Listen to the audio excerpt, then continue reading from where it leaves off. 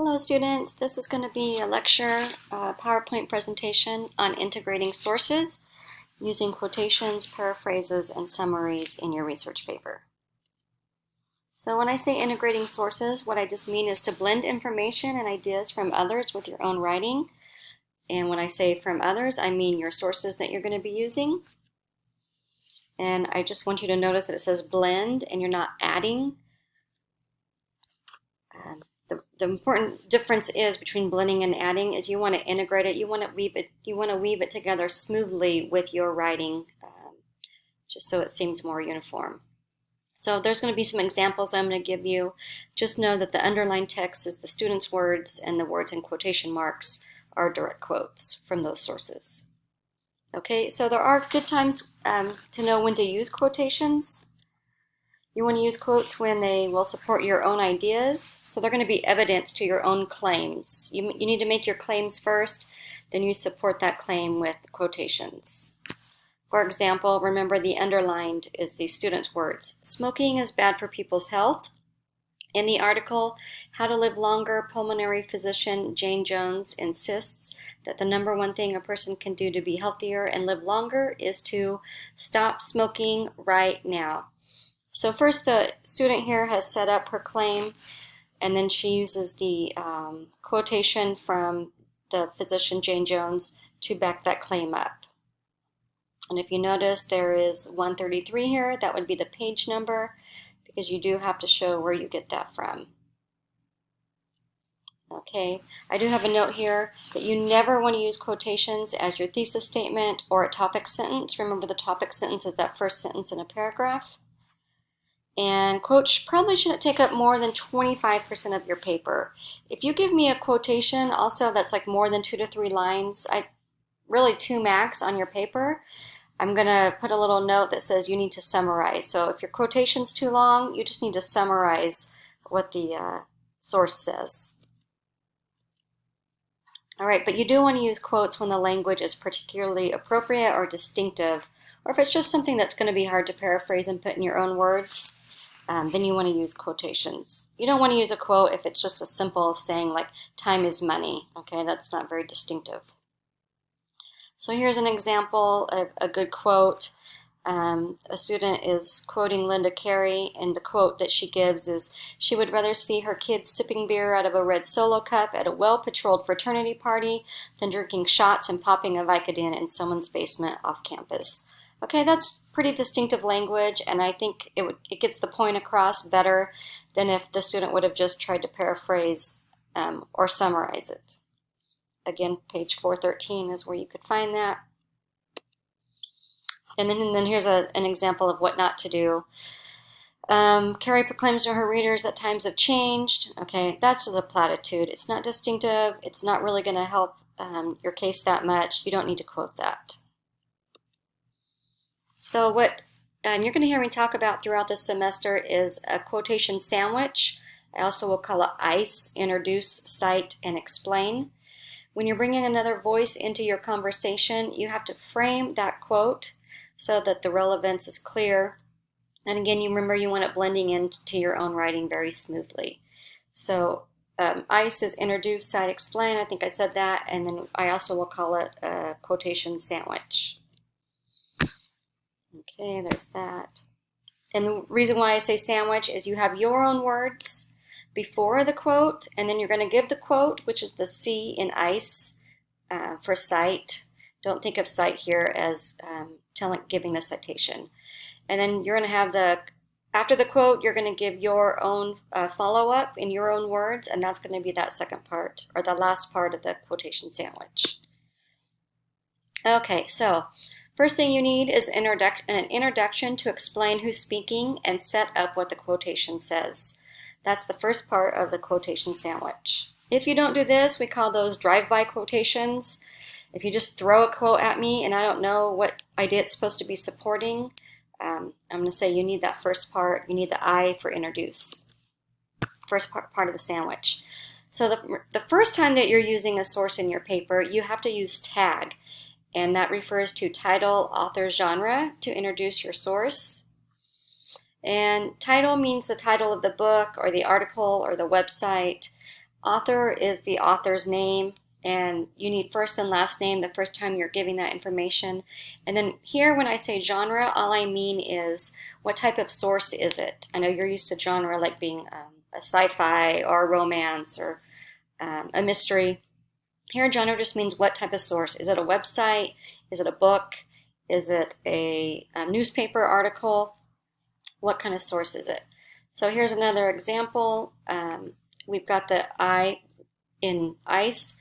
Linda Carey, child psychologist and author of the book How to Raise Kids, believes that the drinking age needs to be reduced back down to the age of 18. So that's the introduction. That's the I in the ICE, the first part of that quotation sandwich, the student setting it up.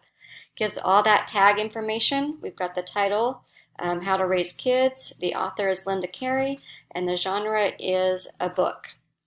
And then she gives the quote, lowering the drinking age will help slow the need for pre-gaming and bring the college fake ID business to a dead stop.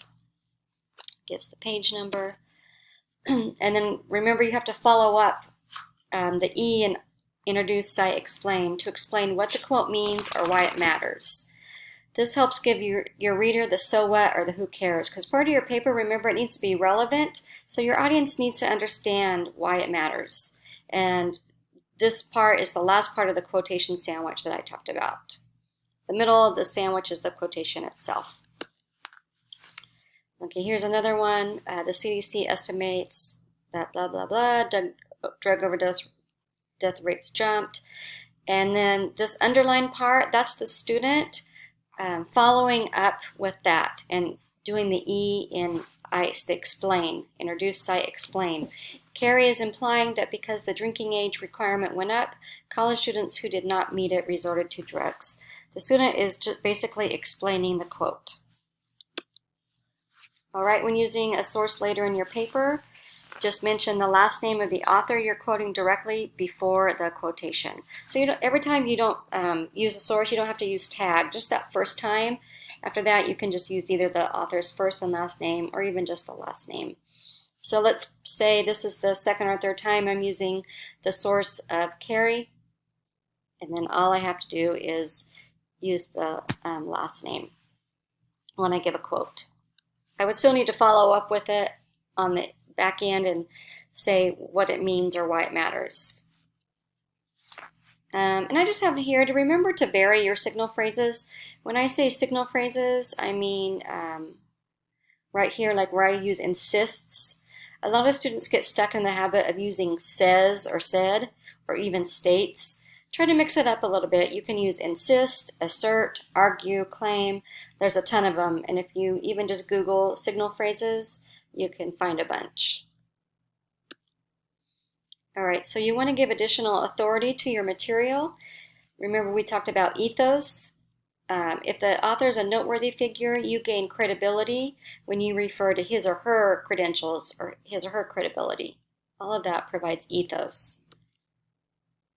So for example, if I said, my mom said you need to get the flu shot, it won't hurt you. That's my mom, right? That's the credibility that I'm giving. Another example is according to Francis S. Collins, physician and director of the National Institute of Health, flu shots are perfectly safe. I should have had the page number there. Okay, so who's the more credible source and carries more weight in the paper, which is giving the ethos? The mom or the director and physician of the National Institute of Health, right? Of course, the physician is the one that has more credibility.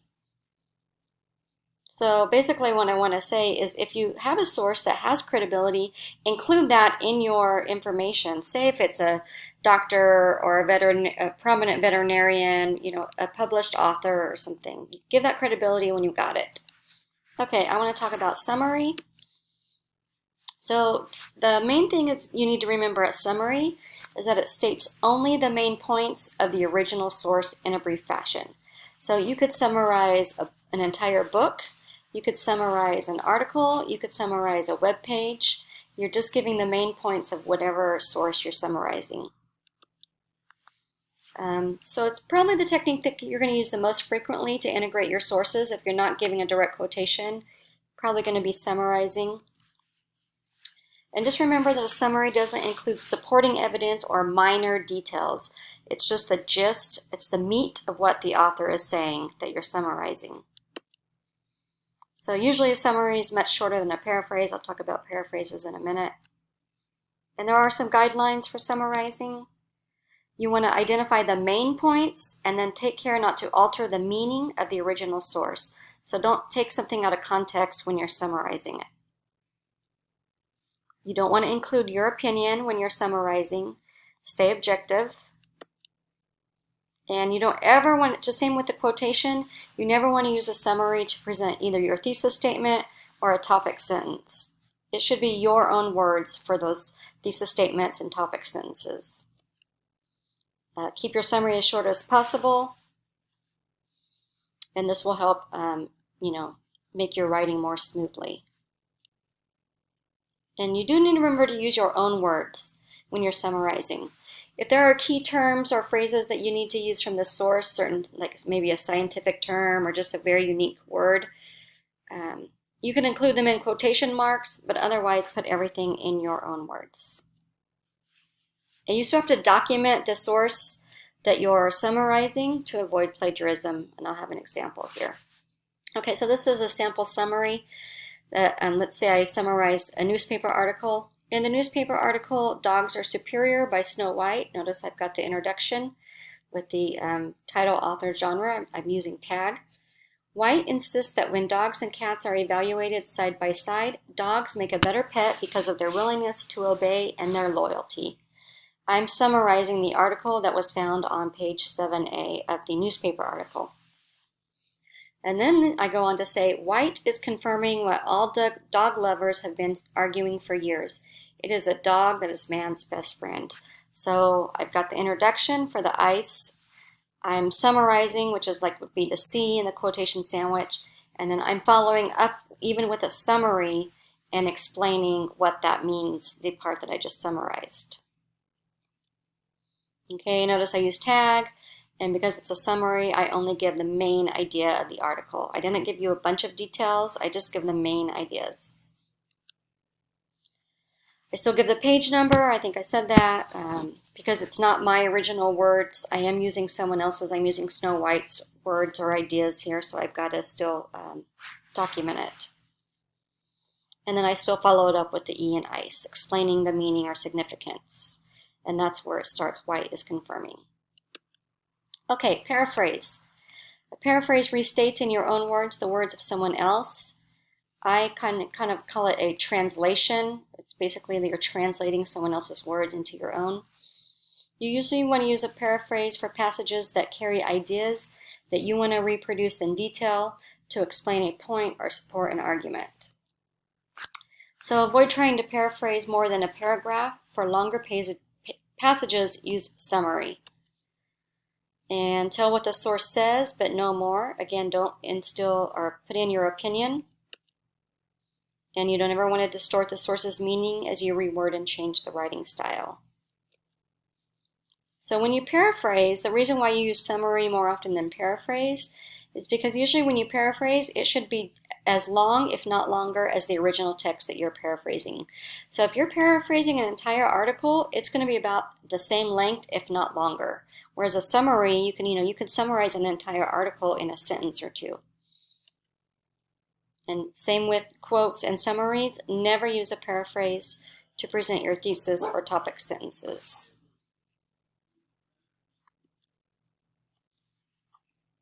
Let's see if I can get this. Okay. You still want to document the original source accurately, just like you did with the quotations and the paraphrase. You need to put those page numbers and those parentheses at the end. And here's an example of a paraphrase. So the original text says, dogs are not colorblind. They are able to detect color in their vision, just not as vividly as humans. And that was an article called Dog Facts on animalplanet.com. So this is not a long section that we're paraphrasing, but let's just look at it. An acceptable paraphrase would be, according to the article Dog Facts on animalplanet.com, colorblindness is not an adequate word to describe a dog's eyesight. In fact, dogs are able to perceive the same colors as humans, but only in a more dull manner. So means the same thing, but it's using different words. It's kind of like a translation.